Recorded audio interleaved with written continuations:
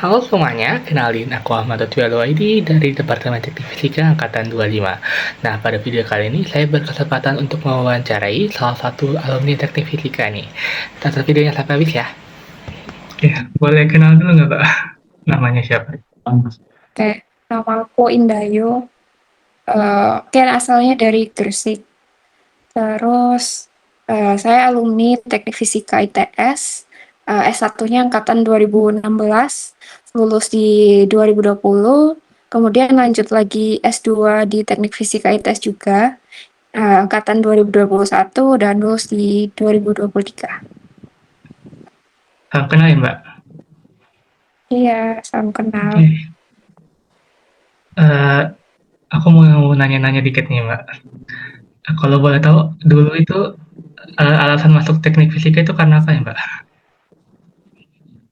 Mungkin kalau alasan masuk Teknik Fisika, karena waktu itu em, sebenarnya teknik fisika bukan pilihan pertama, tapi Hmm. karena dapatnya teknik fisika ya udah waktu itu jalani aja. Dapatnya teknik fisika. Jujur waktu itu seperti itu.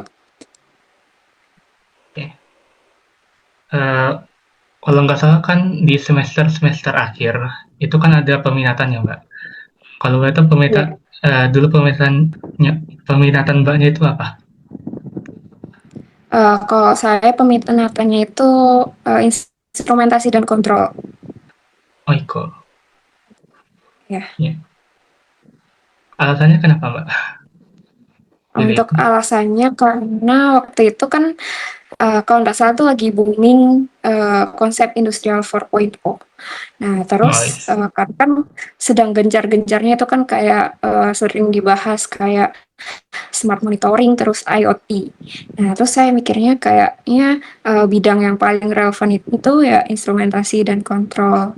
Nah, terus saya juga kayak mikir prospek kerja saya ke depannya gitu kan. Nah, karena kayaknya industri saat itu kan arahnya ke itu otomatisasi, digitalisasi. Nah, saya pikir peluang paling banyak ya di bidang tersebut, instrumentasi dan kontrol.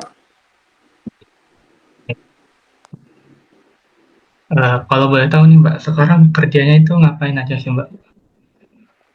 Oh, Kerjaan. kalau kerjanya kan saya sebagai instrumen engineer.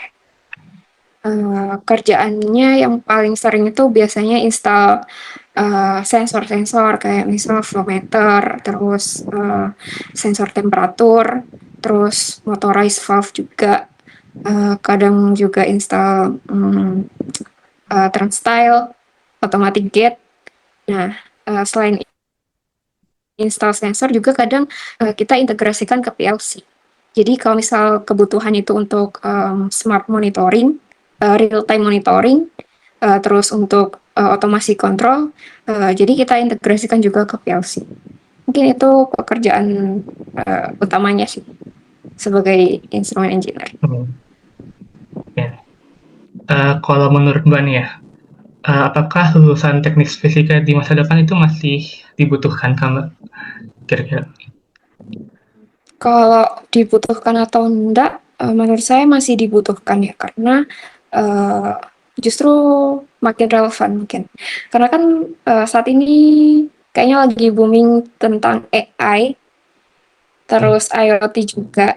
Nah mungkin terus apa lagi ya, kayak digital marketing. Nah mungkin itu menurut saya itu semua basisnya itu kita pelajari di teknik fisika. Kayak misalnya AI. Kalau nggak salah dulu saya pernah belajar JST. Masih ada. Oh, karena masih baru ya. Mungkin kayaknya ada. Dulu saya pernah belajar mata kuliah JST. Jaringan saraf tiruan. Dan itu menurut saya itu basisnya AI sih. Dan di teknik fisika juga kita belajar coding juga. Karena teknik fisika itu kan luas ya. Jadi Ya. banyak yang kita pelajari dan itu menurut saya sangat penting dan itu kita jadi lebih fleksibel untuk masuk di dunia kerja. Oke. Berarti emang dari teknik fisika itu prospek kerjanya itu luas banget ya, berarti? Menurut saya iya, sangat luas. Nih, terakhir nih Mbak, ada nggak pesan-kesan untuk teknik fisika ITS? Untuk teknik fisika ITS, mungkin untuk adik-adik teknik fisika ITS ya. Eh, Ya, karena kan eh, karena kan di teknik fisika itu kita belajarnya luas gitu ya, banyak banget. Banyak bidang-bidang, kalau menurut kalau kata orang itu kita mother of engineering gitu ya. Jadi kita belajar basis-basisnya teknik lain. Nah, karena kita belajar luas itu, jadi banyak banyak yang kita pelajari, tapi endingnya ngambang gitu. Jadi menurut saya tetap pelajari semua, tapi kita harus tetap punya satu fokus di bidang tertentu yang harus kita benar-benar kuasai gitu sih. Mungkin itu dari segi uh, non teknis ya. Kalau misal dari segi teknis mungkin kita bisa kembangkan juga skill-skill kayak komunikasi, terus teamwork sama leadership karena menurut saya itu sangat penting banget di dunia kerja. Karena misal saya sebagai engineer itu sangat berguna sekali tuh skill komunikasi. Karena kita kan dituntut untuk bekerja dengan banyak orang, terus kita juga bekerja dengan multidisiplin gitu ya. Jadi skill komunikasi sama teamwork itu sangat penting. Harus kita asah dari dini sih. oke.